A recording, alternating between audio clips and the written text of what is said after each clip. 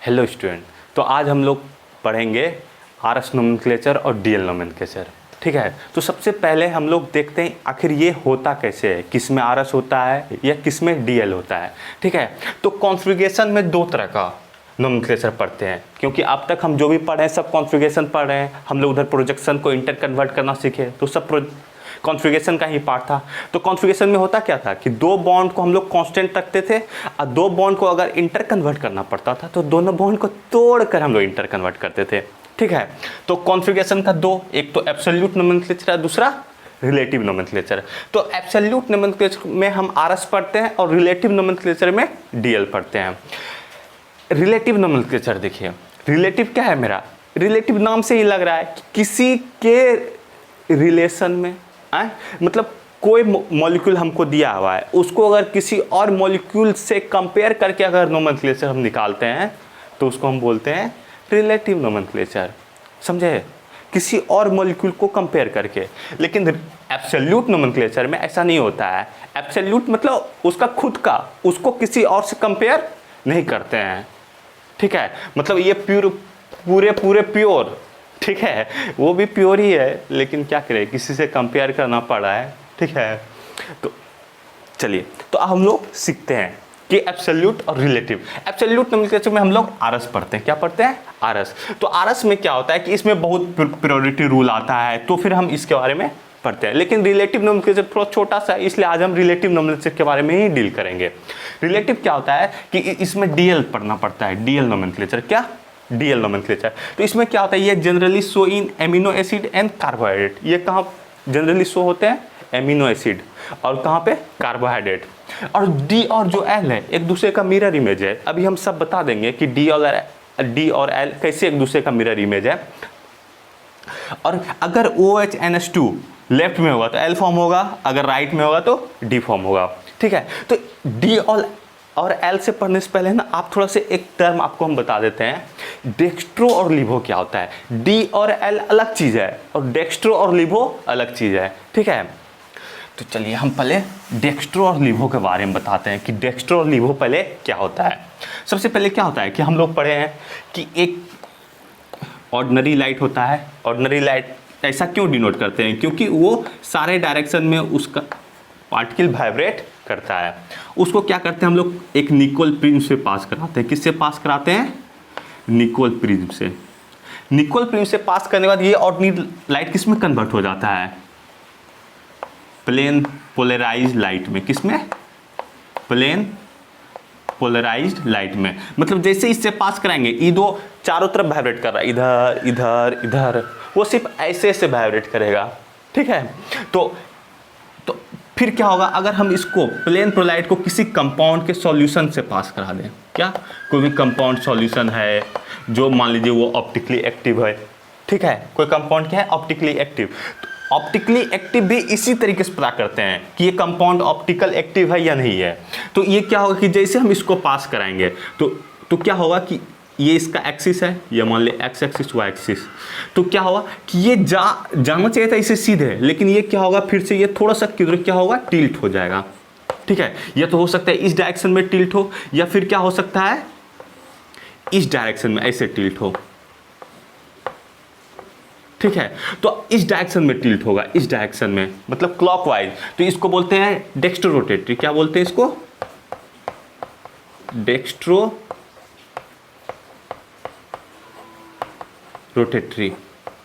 अगर इस डायरेक्शन में टिल्ट हो मतलब एंटी क्लॉकवाइज में, तो इसको बोलते हैं हम लोग लीवो रोटेटरी। लीवो रोटेटरी को माइनस से डिनोट करते हैं और डेक्स्ट्रो रोटेटरी को प्लस से डिनोट करते हैं, या फिर छोटा डी से या फिर ये छोटा एल से।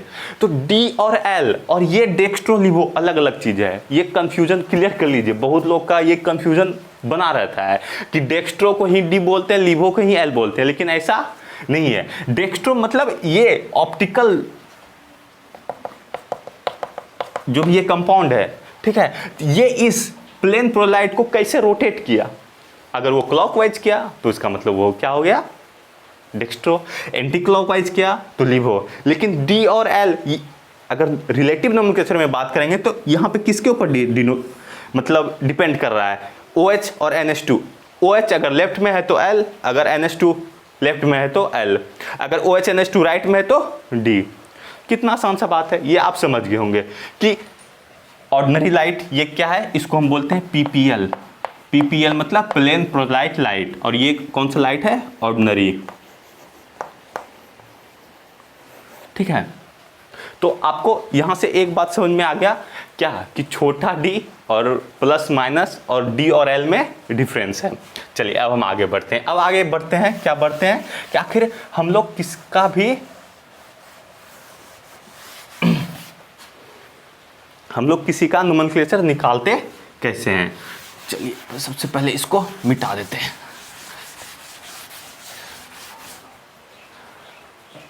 अब आते हैं, सबसे पहले आते हैं कार्बोहाइड्रेट के केस में। किस में, कार्बोहाइड्रेट के केस में। कार्बोहाइड्रेट के केस में ग्लिसरॉल्डिहाइड को हम क्या करते हैं, उसका सबसे स्मॉलेस्ट यूनिट मानते हैं। ठीक है, कार्बोहाइड्रेट से ग्लिसरॉल्डिहाइड उसका स्मॉलेस्ट यूनिट होता है, उसी को सब से कंपेयर करते हैं।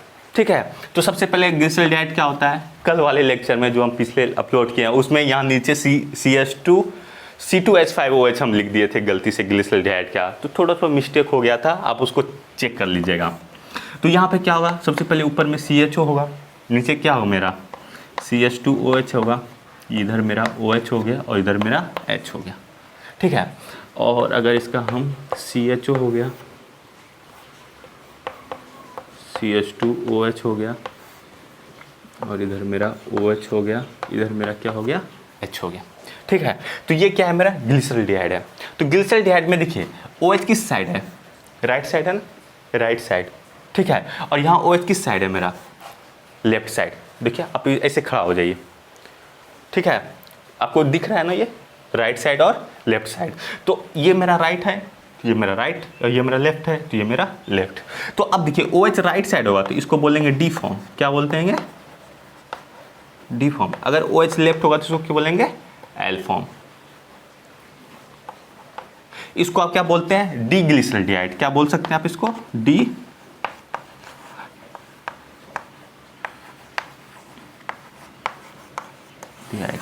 और इसको क्या बोलते हैं, L।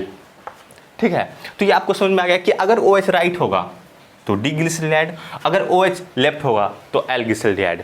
आप ना इसको हमेशा जो ये वाला देखना है, ये ग्रुप, ये वाला जो ग्रुप देख रहे हैं हम दोनों में, ये कहाँ पे हम लोग देख रहे हैं, सेकेंड लास्ट कार्बन पे। देखिए इधर से ऊपर से हम करते हैं नंबरिंग 1, क्योंकि ये मोस्ट ऑक्सीडाइजिंग ग्रुप से लिस्ट की तरफ जाता है, ये 2 और ये 3।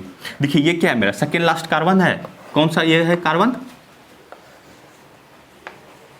Second last carbon. अगर हम किसी भी मॉलिक्यूल का D और L देखेंगे तो हमेशा सेकेंड लास्ट कार्बन पर ही देखेंगे कि OH किस साइड है या NH2 किस साइड है। ठीक है, अगर OH राइट होगा तो D, OH अगर लेफ्ट होगा तो L। हमेशा ध्यान किस पे रखना है, सेकेंड लास्ट कार्बन पे। अब हम लोग एक ग्लूकोज का स्ट्रक्चर बना के देखते हैं। ग्लूकोज का स्ट्रक्चर क्या होता है मेरा, CHO, याद है आपको, हम आप लोग को याद दिला देते हैं।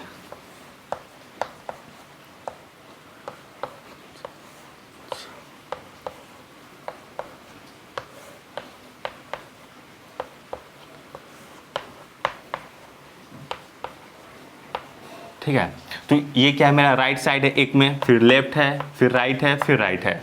तो इसको कैसे है, रो ले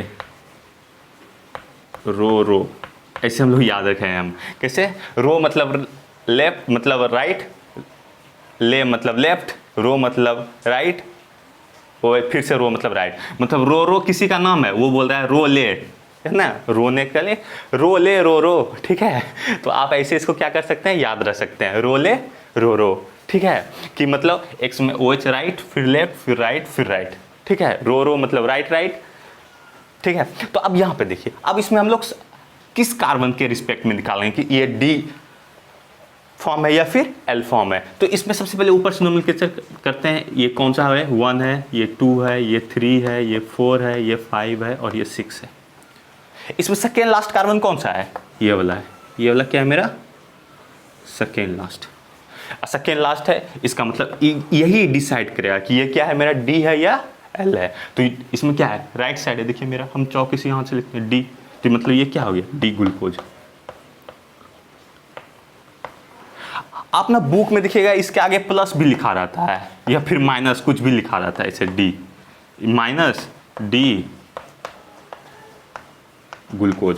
तो ये प्लस माइनस क्या डिनोट कर रहा है, वो लीवो रोटेटरी है या फिर डेक्स्ट्रो रोटेटरी, मतलब इससे प्लेन पोलराइज लाइट पास किया गया तो वो क्लॉकवाइज रोटेट किया प्लेन पोलराइज या फिर एंटी क्लॉकवाइज, ये प्लस माइनस उसी को डिनोट करता है। आपको समझ में आ गया। तो ये क्या हो गया मेरा डी ग्लूकोज। तो आपको ये प्लस माइनस का भी मतलब समझना चाहिए, और ये डी डी या फिर यहाँ पे मान लीजिए एल ग्लूकोज होता, ओ एच इस साइड होता, तो ये एल, ठीक है। तो दोनों आपको समझ में आ गया। अब आते हैं हम लोग किसमें, एमिनो एसिड के केस में। ये तो आपको समझ में आ गया। इसमें बहुत सारा एग्जांपल हो सकता है, आप देखिएगा आपको मेनली एक छोटा सा कॉन्सेप्ट समझ में आ गया ना डी और एल का। तो अब हम लोग आते हैं एमिनो एसिड में।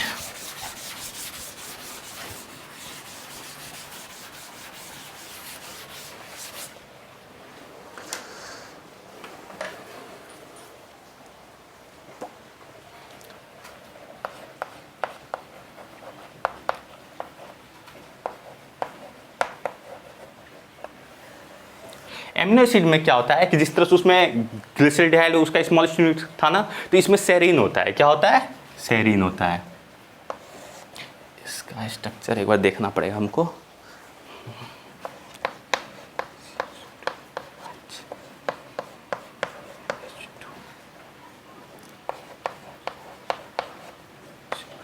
ऐसे भी एमिनो एसिड में क्या होता है कि ये एमिनो एसिड 3 टाइप के होते थे, एसिडिक, बेसिक और न्यूट्रल। तो इसमें एक एक इक्विवेलेंट होता था, CONH और NH2, तो वो क्या होता था न्यूट्रल होता था। फिर जिसमें NH2 ज़्यादा होता था वो बेसिक होता था, जिसमें COH ज़्यादा होता था वो एसिडिक होता था। ये हम लोग 12 में पढ़े हैं। तो हम लोग एमिनो एसिड का क्या पढ़ते हैं, क्या करिए डी फॉर्म या एल फॉर्म। इसका देखिए किस साइड है मेरा, राइट साइड। राइट साइड मतलब ये कौन सा फॉर्म होगा, डी फॉर्म। इसी का हम ले लेते हैं अगर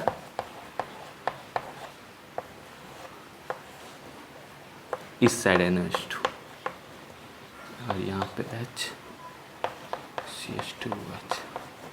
अब ये किस फॉर्म, किस साइड में, लेफ्ट साइड, तो इसका मतलब ये एल फॉर्म हो गया। डी और एल आपको समझ में आ गया हमको लग रहा है। और मान लीजिए कोई ऐसा क्वेश्चन दे दे जिसको हम क्या कर दें, मान लीजिए ऐसे करके कोई क्वेश्चन दे दे, मान लीजिए यहाँ पे दे दे CH2OH, यहाँ पे दे दे OH H OH H और यहाँ पे CHO। तो आप ना ऐसे देख करके ऊपर से गिन लीजिएगा यहाँ, तो फिर ऐसा नहीं होगा कि ये 1 ये 2 और ये 3। क्यों नहीं होगा, क्योंकि हमेशा हमको क्या रखना है, इस CH को, CHO मतलब एल्डिहाइड वाले ग्रुप को ऊपर क्या रखना है, ऊपर, क्योंकि हमेशा मोस्ट ऑक्सीडाइजिंग ग्रुप ऊपर रहते हैं। तो इसको हम लोग क्या कर देंगे 180 डिग्री पे रोटेट करेंगे। क्या करेंगे 180 डिग्री पे रोटेट करेंगे। तो क्या होगा मेरा, रोटेट करने पे ऊपर क्या हो जाएगा मेरा, CHO हो जाएगा। हम रोटेशन आपको सिखाए हैं पिछले वाले वीडियो में कि हम लोग कैसे करते थे। सिंपली इसको ऊपर नीचे लिख देते थे, डायगोनली इंटर कन्वर्ट कर देते थे, ठीक है। तो यहाँ पे क्या होगा मेरा CH2OH और हो गया मेरा यहाँ पे OH हो गया, यहाँ पे भी OH हो गया, H है और H है। अब हमको देखना है कि 1 2 3, तो क्या हो गया मेरा 3 पे ए साइड हो गया, तो इसका मतलब ये कौन सा फॉर्म हो गया, डी फॉर्म। तो आपको मेनली हमेशा एग्जाम में ऐसे भी क्वेश्चन दे सकता है, उल्टा दे देगा, और हमको यह आदत है गिनने का ऊपर से 1 2 3 नहीं, हमेशा देखना है कि मोस्ट ऑक्सीडाइजिंग ग्रुप किधर है, उधर से काउंटिंग करना है, ठीक है, उसको ऊपर ले जाके फिर काउंटिंग। तो ये क्या हो गया मेरा डी फॉर्म। आपको एमिनो एसिड में ये क्या होता है, सेरीन, ये क्या है मेरा सेरीन, ठीक है।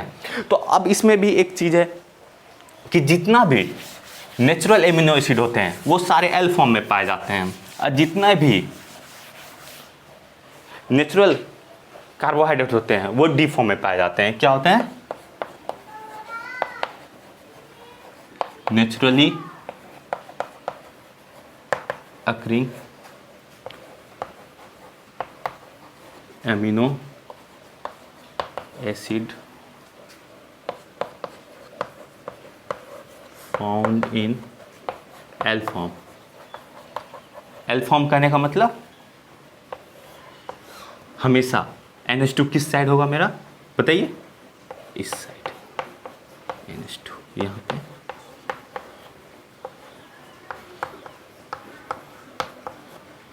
यहाँ पे H, ठीक है।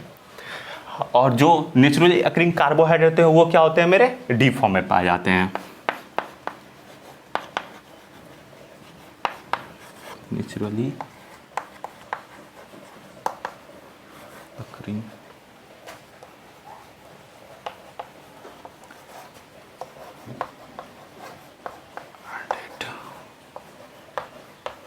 Form in D form. तो डी फॉर्म में क्या होगा मेरा OH इस साइड होता है, यहाँ पे क्या होगा मेरा CHO, यहाँ पे क्या होगा मेरा CH2 OH और H। तो ये क्या हो गया मेरा डी फॉर्म, और ये क्या हो गया मेरा, सॉरी डी फॉर्म उल्टा हम लिख दे, नहीं डी फॉर्म से ही लिखे हैं, ये उल्टा लिख दिए हम। ये NH2 इस साइड, ये लेफ्ट साइड होगा तब ना क्या होगा एल फॉर्म होगा और OH, ठीक है। तो ये आपको हमको समझ में आ गया हो गया। अगर यहाँ तक आप देख लिए हैं तो वीडियो को लाइक शेयर और सब्सक्राइब कर दीजिएगा, ठीक है।